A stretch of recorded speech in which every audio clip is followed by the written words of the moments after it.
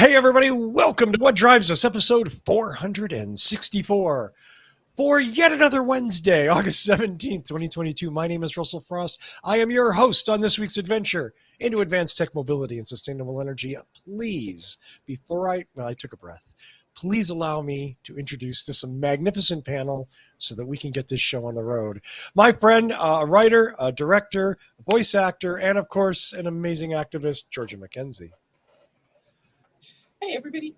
And I'm pretty glad to see everybody here. Look, we got a full house, and the chat is filling up with a lot of our regulars. It's nice to see you guys.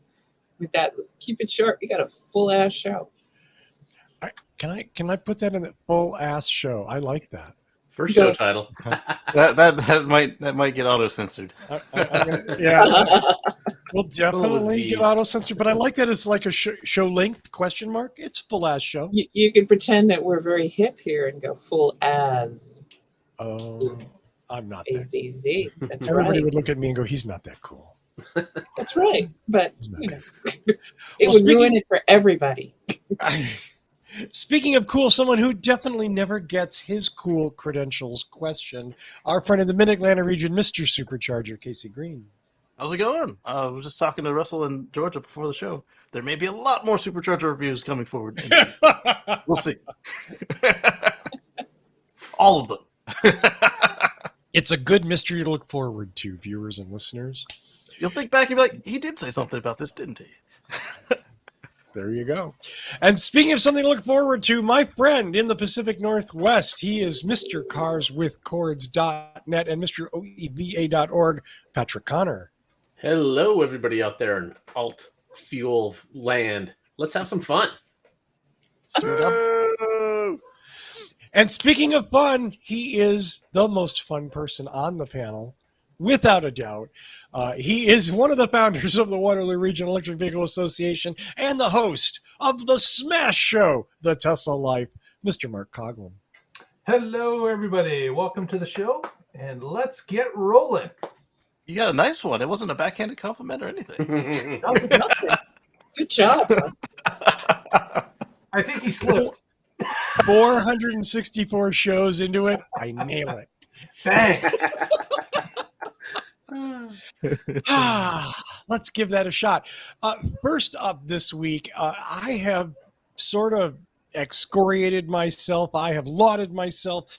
I have talked about this story dozens of times over the years. Apple has something they call Project Titan. And we have speculated for years. Is it the Apple car? Is it AI software? Is it AV? Who knows what? Who knows what it is? Apple is so good at keeping secrets. And they have gone through a lot of people, added new people, as of course, because who doesn't want to work for Apple? And Apple certainly has the cash to lure people away. And speaking of luring people away, just a couple of weeks ago, Apple lured away Luigi Terabarelli. And you're thinking, Luigi Terabarelli, isn't he in a video game? The chassis guy? It's a joke, right? Mario and Luigi and the plumber. I'm sorry. Okay, I was thinking of the chassis guy. I'm getting a head shake. I don't even, wow. Okay, not even the disdainful look. Fair enough. Anyway, and you're asking why? Why? Who's this guy? He is a former Lamborghini employee. And then you go, wait. Why does Apple's Project Titan need a Lamborghini employee? What are they going to make their car look cool? I thought that was Johnny Ive and Mark Newson. They've already kind of seen some hints at maybe where they're going. We know they're, but no. Interestingly enough, this person's expertise is in chassis and suspension. Now, when you think of chassis and suspension of Lamborghinis, that's like serious engineering. This isn't somebody who's going to make something look pretty. This is somebody who knows how to build something that performs, which I think it's a very interesting hire. I mean, it totally wrecks my argument that Apple's never going to make a car. They wouldn't. It'd be stupid for them to make a car. Why would they make a car? And then they hire from Lamborghini a chassis and suspension expert. Does he ever work with robocars or mass transportation little pods? Because No. this seems to be yet another left turn for this group, aside from all the revolving doors of Tesla and everybody else, employees, Google, and then they leave. But before it sounded like they were working on like an economy car or a pod car, and this is not that. I mean, not that. His previous It's a pretty project. incestuous business. They just kind of roll from big position to big position, big tech, and maybe something will come out of it that isn't just a fat paycheck for a few years for them, or maybe nothing will happen. The project will be canceled, and they'll roll into another big tech job somewhere else, collect some pay. Man, I need me a gig like this. No deliverables, just cash. I like it. I need one of those jobs. Like, we're never really going to make anything with what you're doing. We just want to pay you to do it. We're going to make it look good. Okay. Design You want hot air? We give you that every week. Right? Yeah.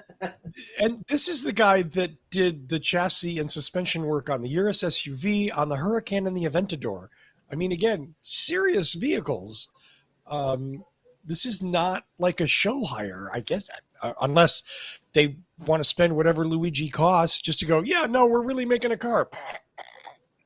I don't know. Have fun, design everything you've always wanted to design, and we'll see you in 3 years when you're signing out. Yeah. And you may never speak about this to anyone. You must deny it ever existed. Well, that's all I got on Project Titan. I still don't think Apple's going to make a car. I'm going to stick with my original stubborn prediction. Apple is not going to produce a motor vehicle for sale. You could just buy the Dyson car and actually roll it out. I mean, from what I understand, it was turnkey. It was ready to go, and Mr. Dyson said, "No, it's too expensive. We're not going to do it." Yeah, it just wasn't profitable. You know, I've always felt that people who believed that Apple was going to do a car might have been leaping to a big conclusion. And I can't tell you that it's anything more than a gut feeling that Apple was never really going to do a car, but we were probably looking at something more along the lines of a Vespa. Maybe something in between the area of, say, a smart car and a Vespa, 1 or 2 seater utility vehicle that's smaller, lighter, and good for in-city transit. That was just my personal, it doesn't feel right to me that they would be trying to get into the car market, especially now that as EVs now are literally, to my mind, a lot more crowded with more guaranteed people producing real cars. But smaller, lighter, for somebody who maybe lives in New York City and does not necessarily need the aggravation of dealing with a full-fledged car, but maybe something in between, something that's a personal motorized vehicle and not a stupid Segway either. I'm just saying. But I would say that they have this much more of a chance of happening in the way that anybody has talked about than the Tesla phone, which is definitely not happening. That's all I got. Anybody else got anything? No? Well, then we're going to go to a strange... the flip it upside down to charge it joke. Obligatory. Oh, had to go to the Apple mouse, didn't you? Yeah, I don't blame you. Hey, as I say this from my Mac, with my Microsoft mouse. Right. And I use a Mac too, and you know what? I've had 2 generations of Apple TV with the worst design remote control ever known in the entire period of human existence. At least they let you upgrade to the new decent one, without buying a new Apple TV. That was magnanimous of them. Yeah, and I'm here to tell you, I have a new Apple TV with the new decent one, and it's only decent because the old one was so horrendously evil. This one is only 10% actively evil. The other one was 98% actively evil. So all these people giving rave reviews are like Stockholm Syndrome. Very much. You know what it is? I'll tell you what it is. They've had it for a week. I felt that way for the first week I had it. Yeah. And I was like, oh, this is so much better. Thank God they've solved it. I mean, now that I've had it for a couple of months, no, it's really almost as bad a piece of shit as the other one. It's just, it is a little better. They've definitely improved it in some ways, but minimalism to a point, my friends. Our next story, I almost want to say that Patrick was trolling me because if I'm not mistaken, Did I respond to you posting this on oeva.org? I did not see that if you did. No, maybe or I somewhere. did post it. Some reason I feel it. But anyway, Patrick has a very interesting story about the future of an exciting motor producing group, Stellantis. Yes. So it's funny that you say, was I trolling you? Because I really am bringing this up just for a good joke. That's we talk about serious topics, but we try to have fun here. So this is from the Washington Post, and it's titled, Dodge will retire Charger and Challenger, its muscle car mainstays. So just read a little bit of the article to you so you get a flavor of it. This is the end of an era. The company that helped give rise to a generation of cars with powerful engines and muscular styling is moving to cleaner powered vehicles. And as we all know, muscle cars are iconic. They're this edgy status of rebellion. And 2023 is going to be their coup de grace year, their swan song. They're going to release heritage models that will have the words "last call" under the hood.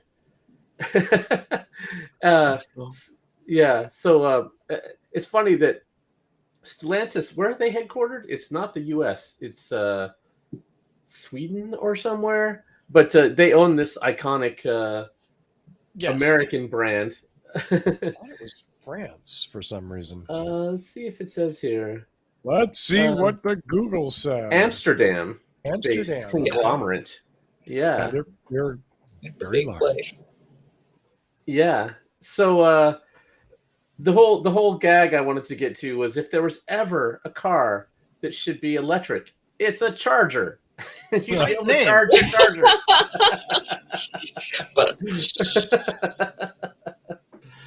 But let's be honest here. I'm surprised, like, to announce they're pulling the plug. I mean, it just makes people feel like there's not going to be any more Dodge Chargers or Challengers. And yet this is an iconic car. If you put this in this body, the frame, around an EV, it would sell. Mm-hmm. What are we talking about here? Yeah, make it fast. Yeah, Ford did make it, right? powerful. Ford turned around and said, "Let's put it in the Mustang. Let's make the Mach-E." Like, why The would Mach-E they not GT. do the same? Why would they not do the same thing? It makes no sense. Makes not a lick of sense to me, because the honest to goodness truth is people would snap up a Dodge Charger, at least. Definitely the Dodge Charger. I love them. They're a great muscle car. These are classic vehicles. And if you think collectors would not be like, oh yeah, I have a first generation Dodge Charger, first EV. Yeah, of course they're going to drop money on that just to be able to boast about that in about 5 to 10 years. Come on. Mm-hmm. They might end up getting them to buy the last call model, so they have the final one, and then a couple years from now, when they come out with the electric, buy the first model of that one. They could end up getting a lot more sales than they would have. That's right. And we all know that the specs of the electric one will probably smoke the gas one. Mm-hmm. So, the whole idea of like, yeah, that's definitely don't want to Osborne that, and so, yeah, they're going to sunset it, say goodbye, collect a whole bunch of money, and then 18 months after that go, by the way, we're going to bring those cars back. Yep. They've already said that is the plan. They are going to bring them back as electric. Well, yes. So much. But they didn't so say when. Or at least I couldn't find the when. Which they're smart not to say, just because they probably have a lot of things to figure out before they roll it out. There's not going to be an electric car. It's going to be e-muscle. Oh, God. Yep. I just died. Sorry. Let's go to another story about electrifying something. Georgia has a story about some buses. Well, I have a good news story, because you know what we need? We've had a week of some pretty good wins. Let's go with some more good news that actually is coming from last year's good news. The MTA, that's the Metropolitan Transportation Authority of New York City, hometown, they are getting $160 million to buy some battery electric buses.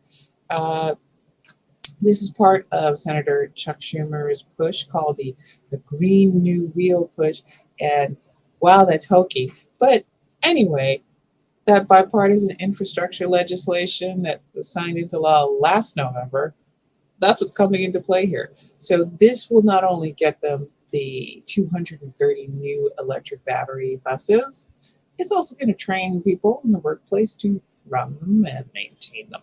So this is one step closer to New York City's greenification efforts, and also to improve public transportation, maintain certain things like green corridors in the city downtown that no longer have car traffic, and get people onto cleaner, greener buses. They're going to be reducing their carbon emissions and trying to keep New York City clean this way. That's going to be happening. These buses are going to replace very specific areas, including Queens Village, East New York, Grand Avenue, and Kingsbridge. So not too bad, not too shabby.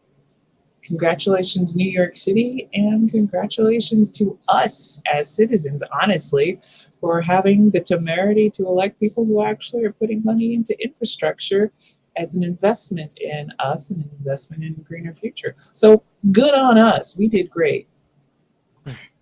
Yay!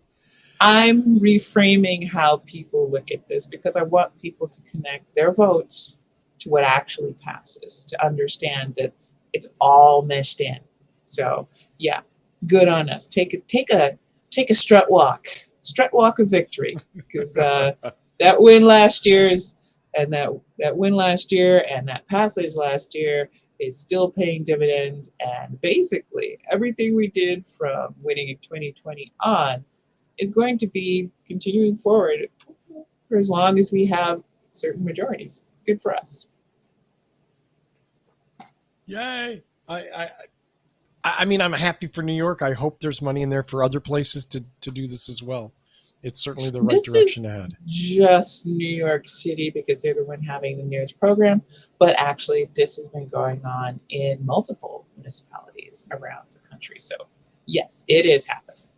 But once again, as those of you who watch regularly know, I always tell you, this is where local politics comes into play, because although Senator Schumer may be making that money available to the city, you have to have a friendly local government, city and state, to take that, because the senator does not create the policies that tell the money how to be spent.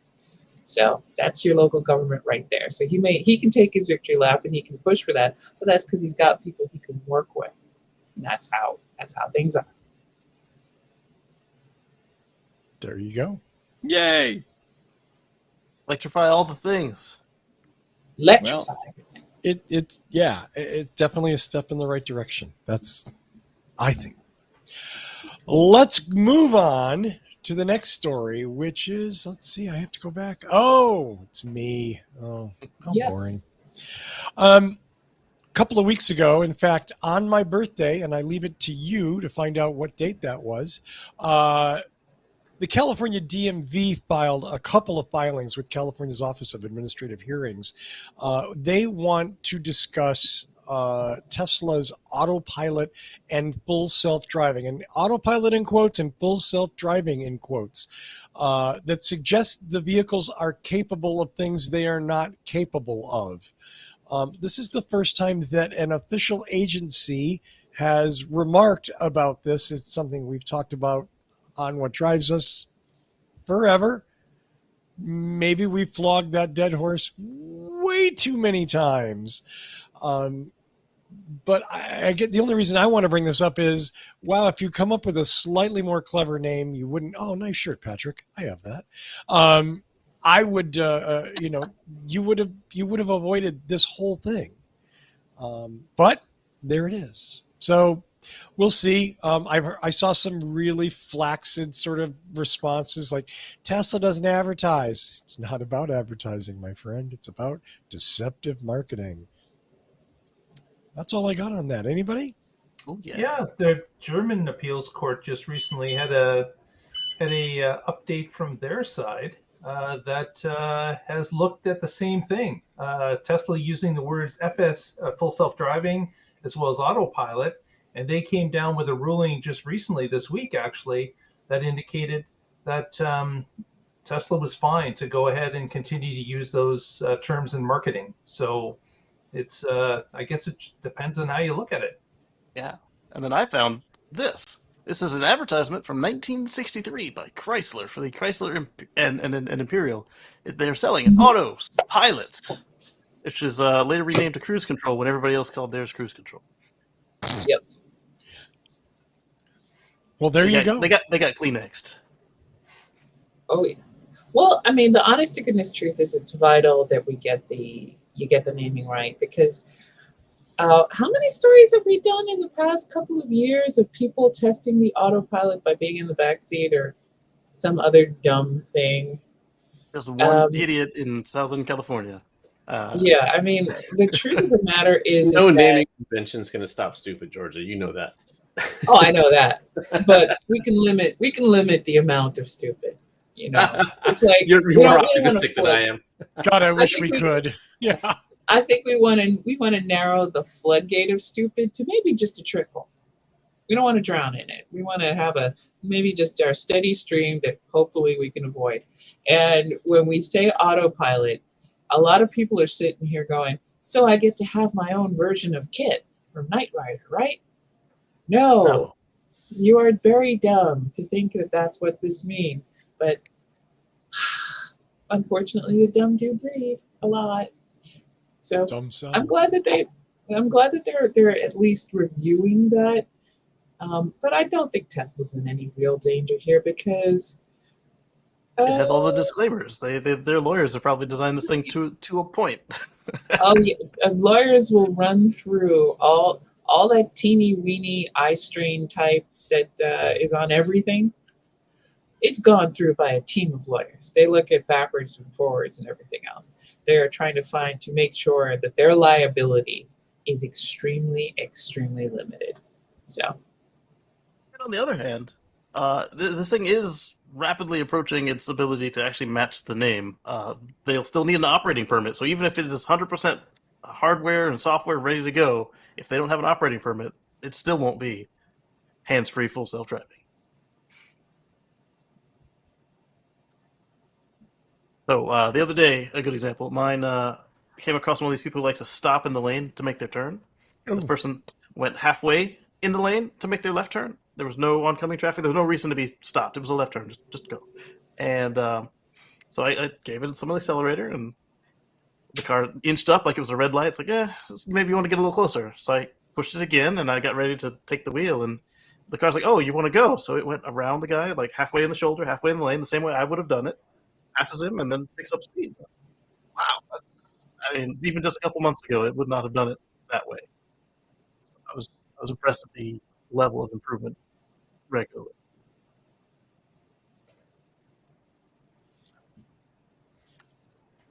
We need to get to a point. We need to get to a point where people are no longer driving. Yeah, because thousands of people die every year, tens of thousands. Yeah. And that's the other part of it. Like we've got this guy who claims to be running for office so he can get the discount on the ad buys because he sells a competitor to the Tesla system and he wants to shut them down via the government rather than by having a better product. If he were successful, then all of the safety features would also get shut down. We're not talking just the convenience features. We're talking the object detection. We're talking the collision avoidance. We're talking there's a feature where the car won't let you drive off a cliff if it knows it's facing a cliff. I mean, I guess you can force it to, but it's not going to just go. It's gonna fight you a little bit, and all of that would if this guy succeeds, all of that would be out the window, and many more people per year would die, and we have enough auto deaths every year.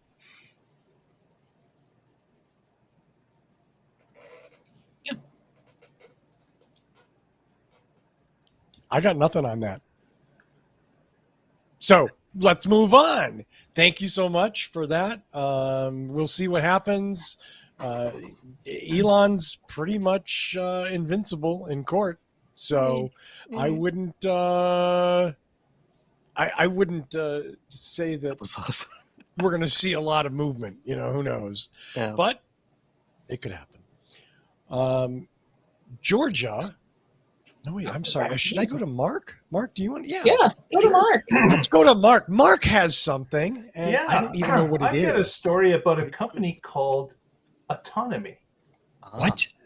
This company called Autonomy, they're trying Find to that better. devise a better mousetrap, I would say. What they've done is they have ordered at this point 23,000 EVs from 17 different automakers.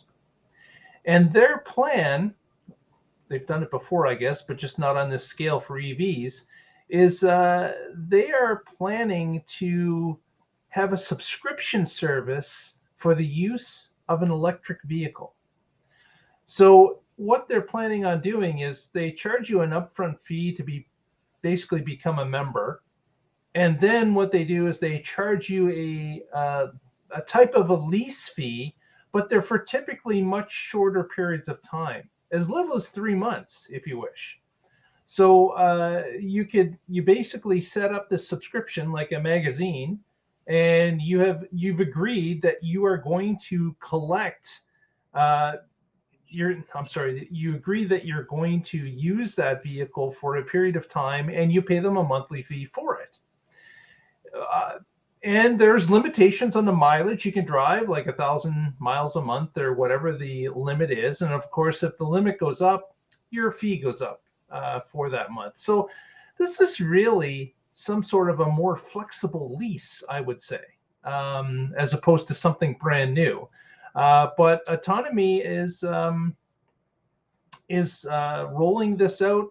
But I guess the story is here, similar to what we saw happen with Hertz, is they've decided to push in on EVs in a bigger way. So 23,000 orders, most of them, the majority were Teslas, but they've also invoked deals with someone like Canoe, which is that little utility truck vehicle that we've seen that actually hasn't gotten to market quite yet, but is on the verge of doing so. But they've ordered Polestars, they've ordered Chevy Bolts. So they've gone to 17 different automakers and have decided to try all of the different EVs out there, and I guess see from how these vehicles get subscribed to as to what is more popular or what vehicle will be rented the most. I guess not rented, subscribed. This is how they're pushing it. So this is a subscription service, but really it sounds a lot like a lease with maybe a more flexible term period is what this is. So I just thought it was kind of interesting that someone was trying to devise a new mousetrap here, basically to improve what they feel is the new flavor of leasing. So this sounds, the way you've described it, sounds like the first version of this program that's not done by a manufacturer like Cadillac or who was the other one that did it? Was it somebody else that also offers a truck? BMW had one, and GM had one, but mostly Cadillac. There was one other, but they were all tied to the manufacturer, so you only could choose from whatever they had that was also in the program. Whereas this one sounds like they're actually going to use data rather than whatever the factory needs to dump in the market. To it's like, hey, the Canoe is not being rented. Let's not do that. Let's replace it with this pickup truck. Or exactly. Yeah, I like that. So this is something that, and it, with the lower period of time that you have to lease the vehicle, maybe that opens the doors to some people that want to get involved with an EV, but weren't quite willing to step up to a 3-year lease. Yeah. So this might be an option for some people that just want to dip their toe in the water and see how comfortable it is before they get involved with a longer lease. Maybe might be a use scenario here. Not really sure. I'm just happy to hear that there were 18 vehicle manufacturers they could go to, or however many that number was. That 17, but yeah, okay, I get what you're saying. Yeah, more than 2. Yeah, exactly. Yeah, it wasn't just Tesla and GM and Nissan. It was 17 of them. That's awesome. Remember, 12 years ago, it was Tesla with the Roadster at $108,000 base, Nissan with the 100-mile Leaf, and then Chevy with the Volt. Mm-hmm. We've come a long way in 12 years. With slim pickings. Yeah. Well, And none of them were good utility vehicles. They were all Ouch. small cars. It brings to mind there was a company and that, as far as I know, failed. Maybe not the best example, perhaps, but nonetheless, the model. There was a scooter company called Zebra that was renting I remember Zebra. little electric scooters, like 30-mile-an-hour speed limit. I want to say 40-mile range, for $99 a month. No down payment, no blah blah blah, month to month.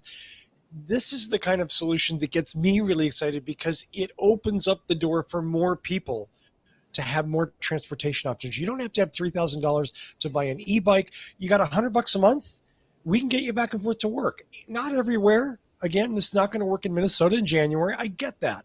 But lots of people that either can't afford a car or could get rid of a car or maybe not buy a second car. Having options like that is super important. So yay. I hope they're hugely successful. Yeah. That said, renting Polestar is going to cost some money. Yeah. Right, but if you do it for your summer vacation and then go back to an Econo car for the rest of the year, or a Rivian, you want to just go camping and you're going to have your camper out for the summer and then put it back. Speaking of Rivian, this place is lousy with Rivians in the last week. Really? Everywhere I go now, I see a Rivian driving around. Yeah. It is There's insane. one in my neighborhood that I keep seeing. Have you vandalized it yet? No, why would I do that? I'm sorry, is this the Patrick Hunter that I've known for? Is it because it's a truck with a cord and not a car with a cord? Oh man, yeah. No, I wouldn't vandalize a Rivian. No, don't they're pretty trucks. It's nice to see them out in the wild, and that makes me the happy. stadium lighting pretty, but the rest of the truck is conventionally pretty. Yes, it's a signature thing. Don't make me come over there, okay? Don't make me. They look a lot better. They look a lot better in person than they do in photos. I don't know what angle it is that they do. Yeah, in person. So Casey, you're the guy that has both an Aptera and a Cybertruck on order, and you want to start dissing on the looks. You got me. Only thing missing from that portfolio is an Arcimoto. Okay, so you, sir. Wow, I got to agree with Patrick on this one. I still don't get the Arcimoto. I'm sorry. I just don't understand it. Well, and speaking of which, not to go off too digression here, Patrick, you're in Arcimoto's homeland. Their CEO just kind of sunset, and they appointed a new interim CEO. Right. So the board is looking for so Mark Frohnmeyer is one of the founders, and the CEO was the CEO. He had an incident, and the board asked him to step down, and so he's taken a role that I posted the story from the Oregonian on Twitter, and he responded to it and said, "I don't see this as a demotion. I see this as me getting to focus on what it is that I really want to do, being the chief designer." So he's no longer the CEO, and he's taking a vacation to recover.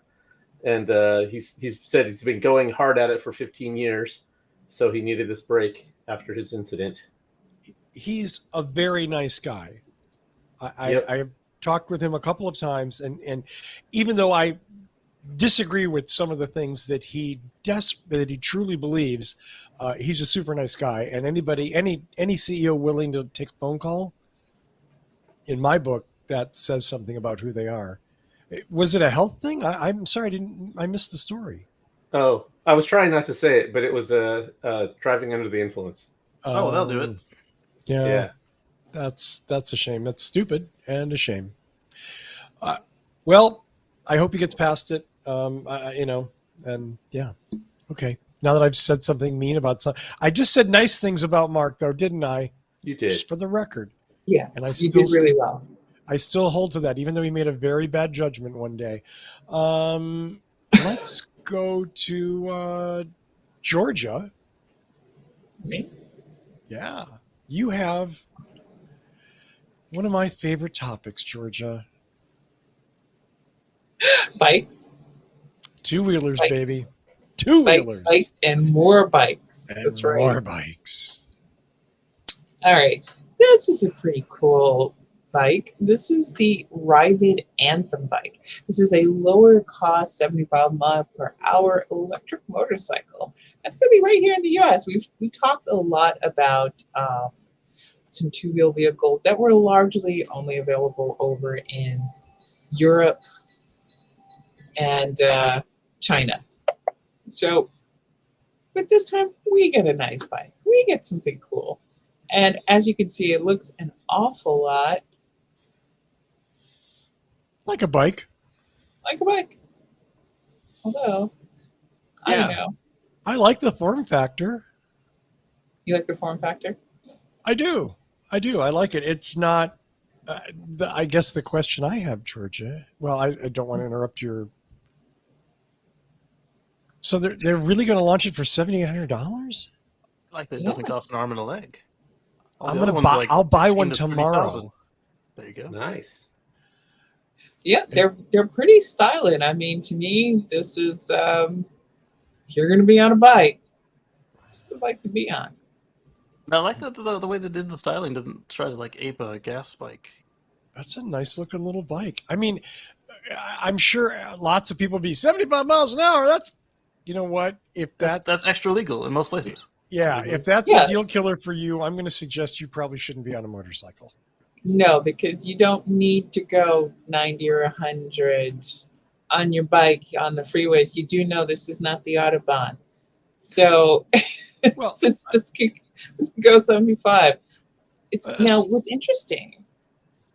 Your commuter bike, and It's then you only could go ape crazy on the weekends on the other one. That's right. Well, there's only going to be 1,000 of the launch editions of the bike, which are have three color options: Get white, mine, Russell. gold, and gray. Sign up now. I'm writing it. I don't think I won't. I believe it.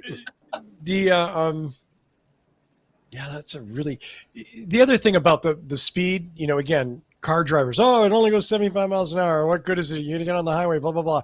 What you're forgetting is an electric motorcycle horsepower to weight ratio. That thing's going to be like a rocket off the line. Okay, so 0 to 75, nobody's going to touch you. And that's really the important thing. You need to get out into a lane or something. You need to get out of the way. You'll have more than enough torque to do that. Now, I say that without ever having ridden it, but in general, that's the way electric two-wheelers run. I love this idea.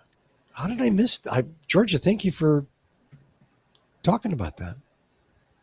Yeah, I mean, if I could ride a two-wheel bike, this is definitely one I'd be looking at. But I Wow. can't. But I was thinking of you the whole time. What's this going on? See, good news. I'm at the Ryvid site right now. Okay. Does that tell you? In another screen, I am at Anthem Ryvid Launch Edition. It has a height adjustment, so it's got the smart suspension, which is like my really, truck. Hey, Now the thing is that what you got to do is you got to get to the PR person and go, I have a show. Yeah. We'd like to talk about your bike. That's right. we'll see. Permanent review unit.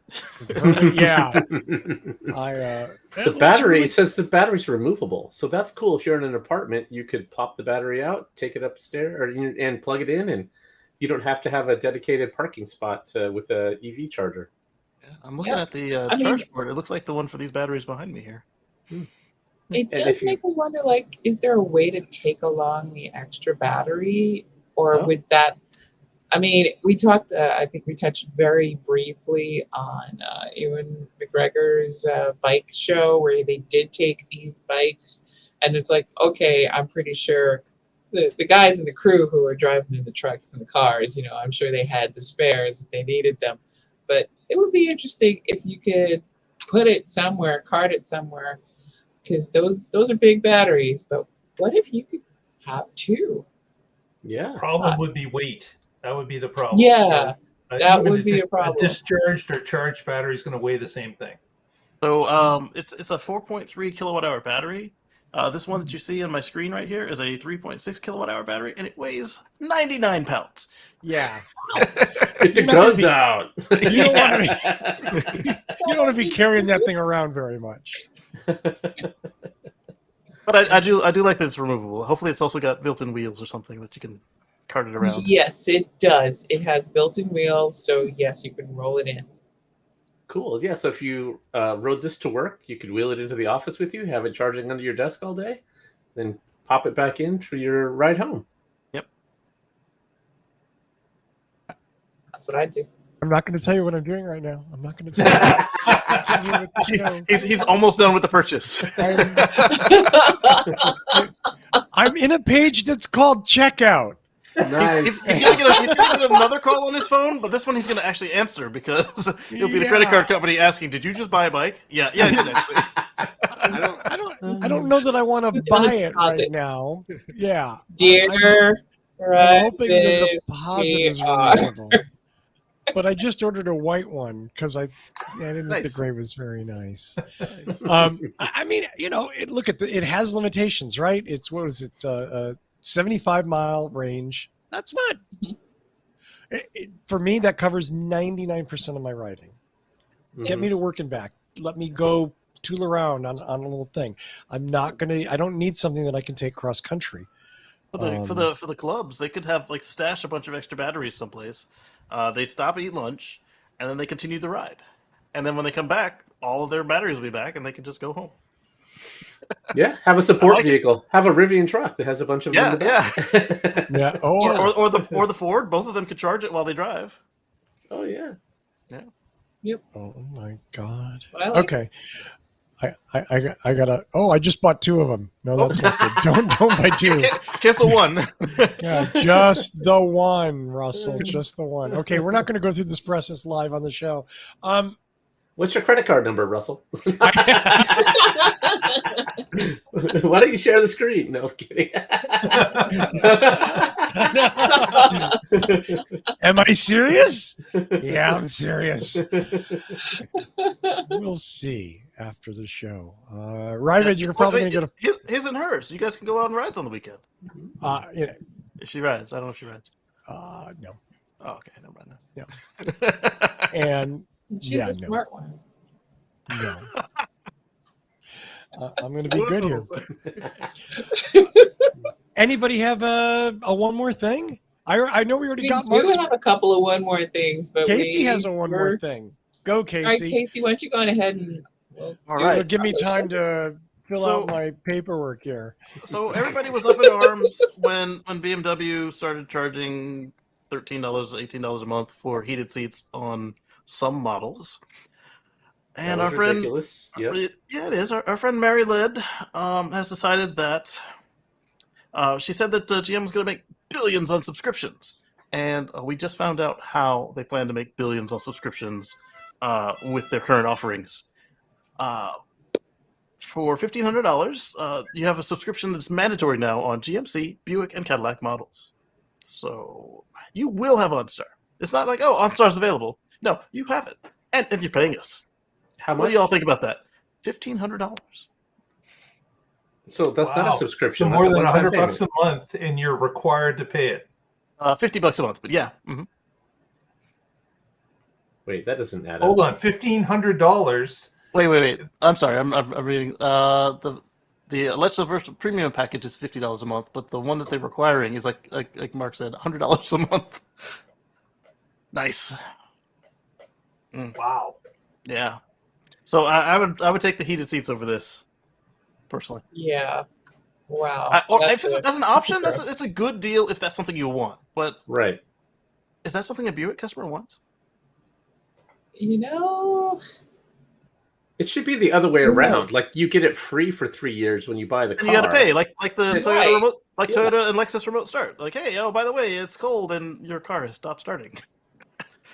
Right. So then you know what you're getting. You know whether or not you find it valuable, and then you can make your own choice whether it's worth the money. Yeah. But required is that's ridiculous. Unless they slap a rebate right underneath where they add the price in, and they slap a discount, then that's okay. But didn't feel right to me.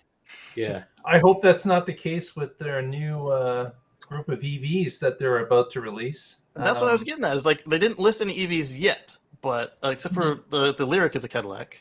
Yep. Other than that one, they were all fossils. Imagine being a Lyric customer and this is your first Cadillac, and then they hit you with this. Like, if you go through with the purchase, how many more Cadillacs are you going to buy? Right.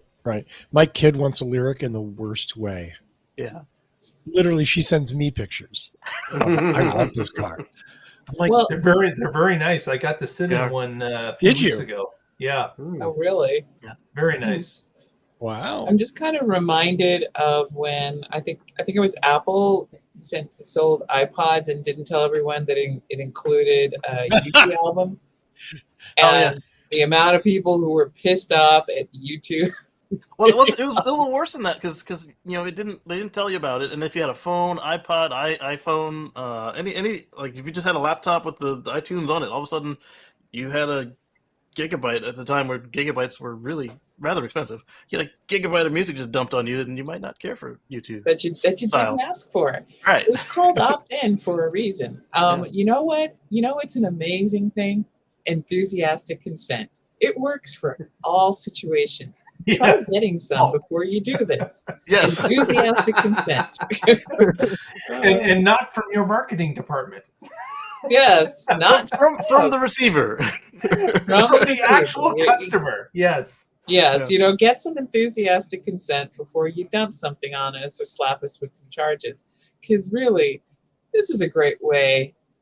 We were just saying that there's a wider amount of e-vehicles right now.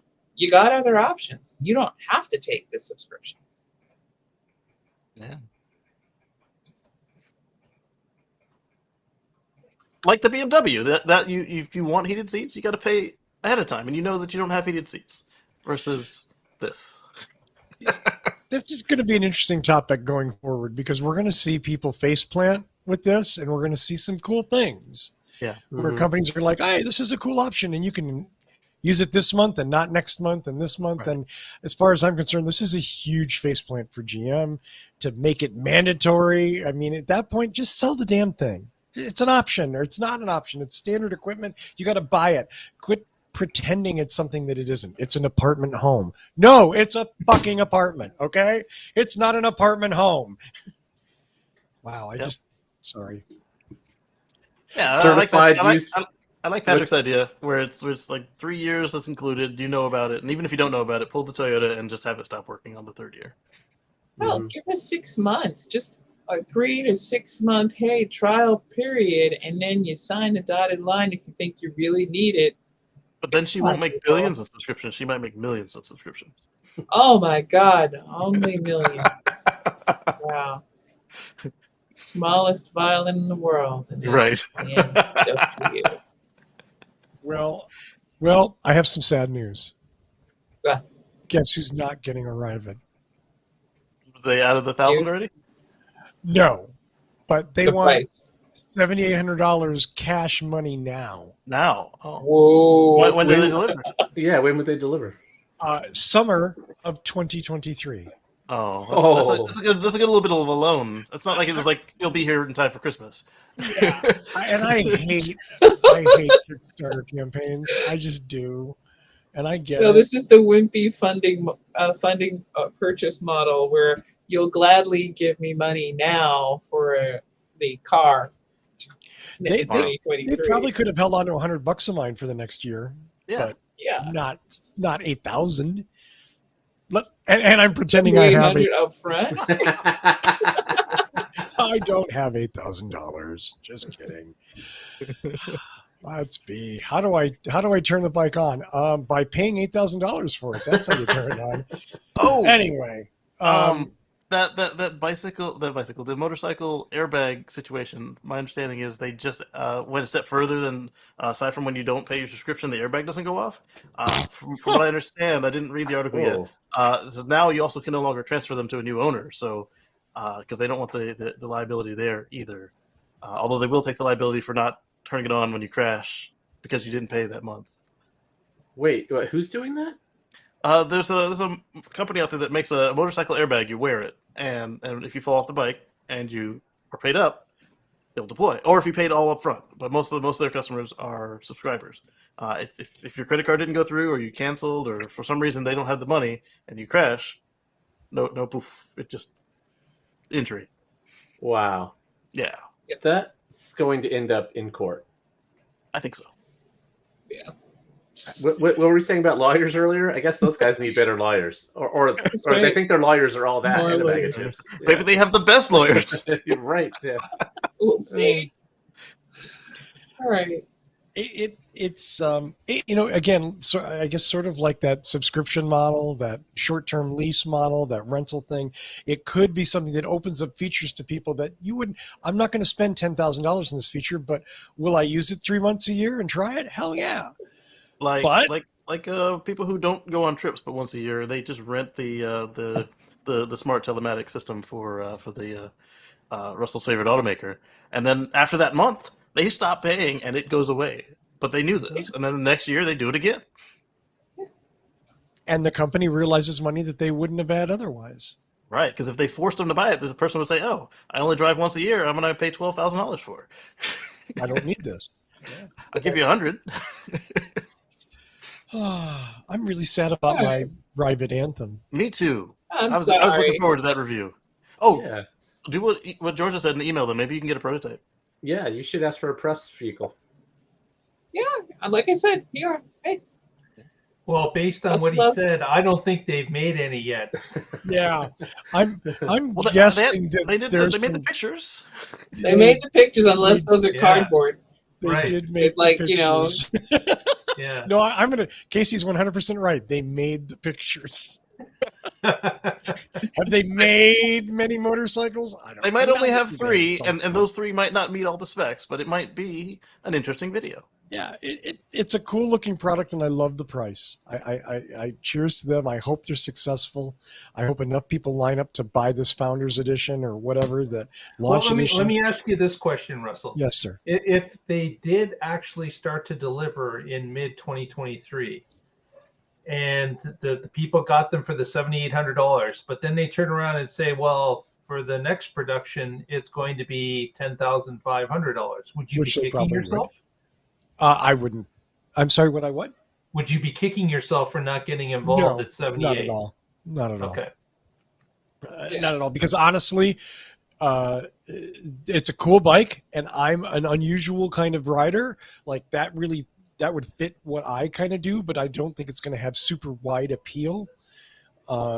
And at 10 grand, it starts to be like, well, I don't know. For 14, I could go buy a Zero, and it's got double the range and unlimited speed. You know what I mean? Like And you start they're charging for it. yeah, you start making this is the thing, and not to bring them up again, but like I love and I hate about Arcimoto. I love the idea of Arcimoto, and I love what they were trying to do. I just think that they couldn't produce what they needed to produce for the right price. $20,000. Yeah, if it was a cheaper vehicle, I would be able to grok the Arcimoto a little bit better. It just and you know what? Sometimes you have this great idea, and it turns out in reality that you can't make it work as a market product. I applaud them for trying, but I don't know who even their deliverator. I mean, 25 grand. Who are they going to sell that to? It's got 110 miles of range. Governments. 110 miles of range is awfully small. Maybe I don't know. I mean, they're a little more insulated from inflated prices. Yeah, but there's not enough of them. Right. Well, yeah, there's not 10,000 of those things there. I mean, Yeah. I would love to see them be successful because, like I said, the idea of a lightweight electric vehicle that is fun to drive. Again, it's certainly geographically limited because it's an open kind of thing, but and as a delivery vehicle, it'd be really cool. You definitely build up your shoulders working that steering. I'm here to tell you. Amazon Patrick, and Postal Service. Yeah, I don't think Patrick, you've driven it, right? Yeah, a couple times, a couple of different prototypes. The Pulse was the blue one, and when you are going slow, it is hard to steer. But once you get rolling, it's a lot easier. It's a lot easier. Did you either of you ride the one that leans? Like, I mean, I know they're the same hardware, but when they turned on the ability for it to lean. No, I was just down in Eugene, and I saw 4 or 5 of them, but not the leaning ones, just the regular Arcimotos. Yeah, somebody's got one right by my work. I see them all the time cruising around on it.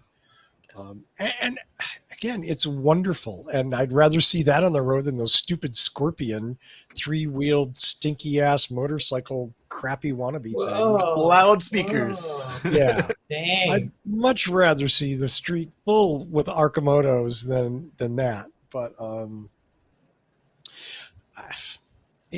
this whole like having to make things work in a market, that's the tough part. You have a really great idea and it just face plants because you can't make it and make enough money on it to make it a business. Okay. I mean, the thing is that sometimes you come up with the right idea. It's just not the right time. And you don't have the resources to get it exactly what's saleable. But it puts it out there. And it means a strong possibility for a future. There you go. Well, let's do some shout outs and go home. I think we've worked hard enough today. And I need to go break something to get over my no electric motorcycle anger that I'm suddenly feeling, even though at the beginning of the show that wasn't even on the horizon. I'm actually just going to do one quick thing. If you check the show notes, we did the inflation, whatever the hell, IRA Act. It's last IRL week. Now. It's a law. Now that is true. It's now IRL. And we did have people saying that it wasn't going to allow you to purchase most cars, and that came from car CEOs. We do have a link because today the Department of Energy did post a list of vehicles with final assembly in North America that meets the criteria. And so we're going to have that link for you. It is written in plain English, tells you what model years, what vehicles, and you should be able to look that up. And if you are actually eligible to use that tax credit right now. And it will go into effect. The additional effects on that will be January 1st, 2023. So double check. But if you are in the market for a car and you are ready to go, that went into effect on August 16th, 2022. More of these provisions will go into effect January 1st, 2023. And you got about 20 odd vehicles that you can take a look at and purchase. So we're adding that to the show notes. I'm surprised that some of the restrictions took place, even though the benefits aren't there until the beginning of the year. We got to get started on restricting things right away. Right away, like yesterday, right away.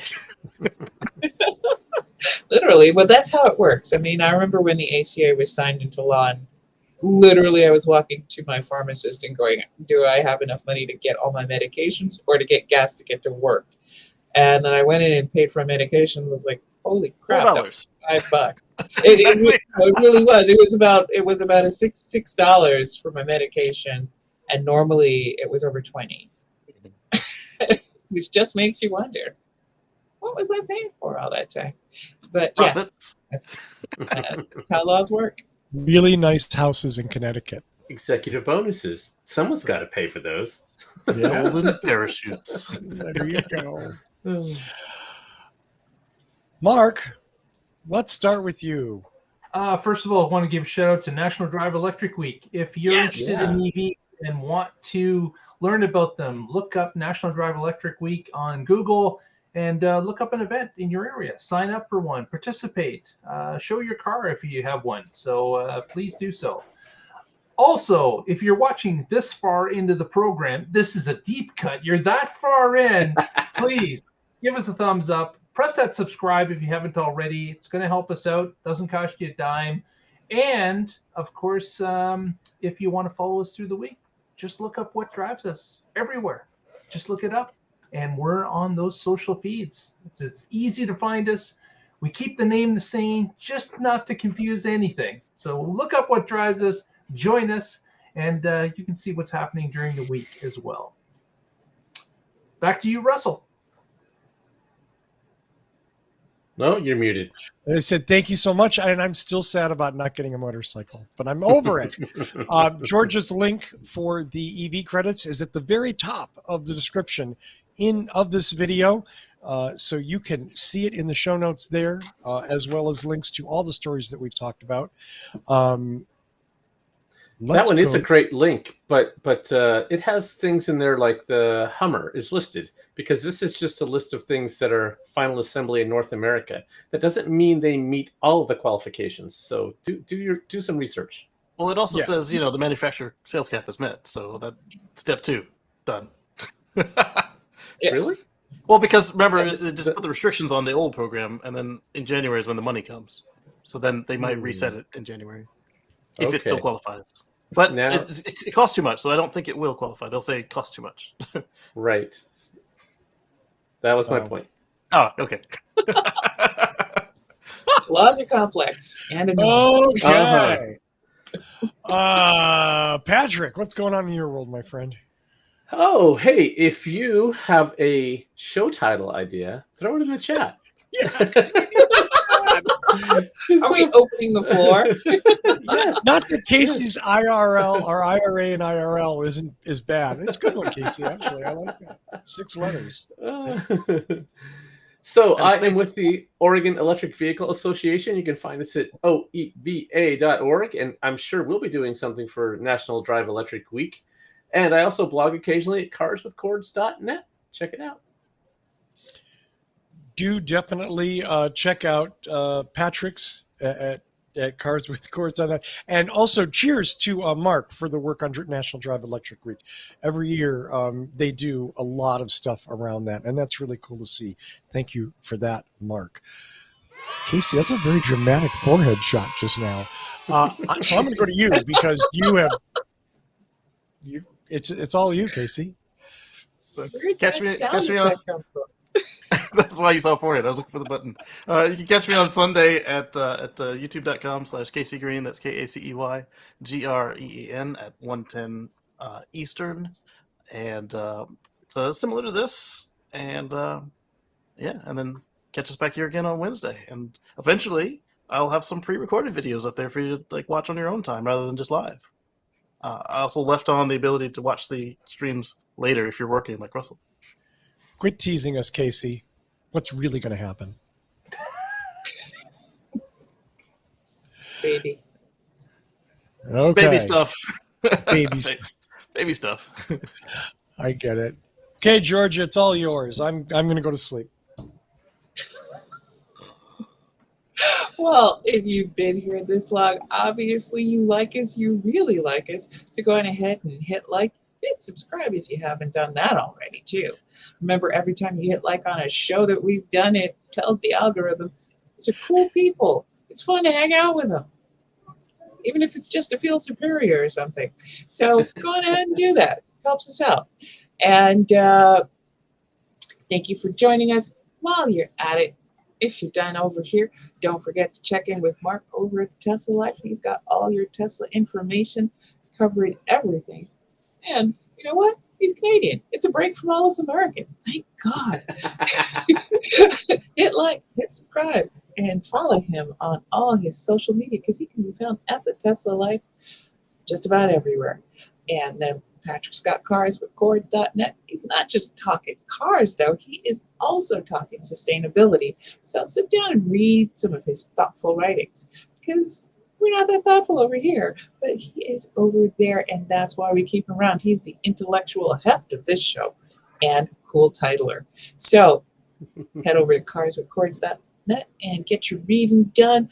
I'm going to bounce on back over here with Casey, where he is training the latest in Tesla's AI to take over the world.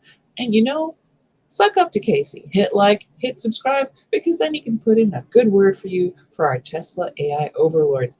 Because frankly, you don't want to be at the bottom of the human slave heap. You want to be at the top. That's right. What? That's This is good advice. It's totally great advice. Yes. Always be nice to your AI. You have no idea when they're going to flip on us. You want somebody to stand up for you. Be nice to them. Respect your robot overlords. Now, I guess I do some stuff too. If you want to hang out and follow me, sorry. What's your show called, Georgia? Fast Track to 40 can be found on all your podcast needs. We are up to episode 8. People are getting into trouble, making things upsetty. And one of the funniest comments I've had is dudes who actually go, oh, wow, this is definitely what it's really like to be married or in a relationship. So it's dramedy, but good. Dramedy. I like that. But good. Excellent. Well, do check out Georgia's show, Fast Track to 40, on your favorite podcast app. And it's there. And sign up and, promote it. Let's see. Before I go, I'm going to look. I like The Enthusiastic Consent. That's a good show title. We Killed You Legally. Yeah. We don't normally do this as part of the show, but here I am. I'm going to say, as usual, thanks to Michael Manring for his theme music. Visit him at manthing.com. Buy a song or two. I want to thank everybody in the chat room every week for being there. It is so cool. Thank you so much. Thanks to all of you who download and or watch the show every week. I appreciate that. My thanks to Patrick Connor, Mark Coughlin, Georgia McKenzie, and Casey Green for being the best panel I can afford. Which means they work for free. So share a little. Not even peanuts. Free. Yeah, we know he doesn't have $8,000. All they well, it's either I talk to the cats all day or I talk to you once a week. What can I say? All there we go. Is human contact from me via email and unreasonable deadlines. So thanks to all of them for showing up and making this show what it is. We'll see you next week when you find out what drives us. Bye now. Got the right song this week.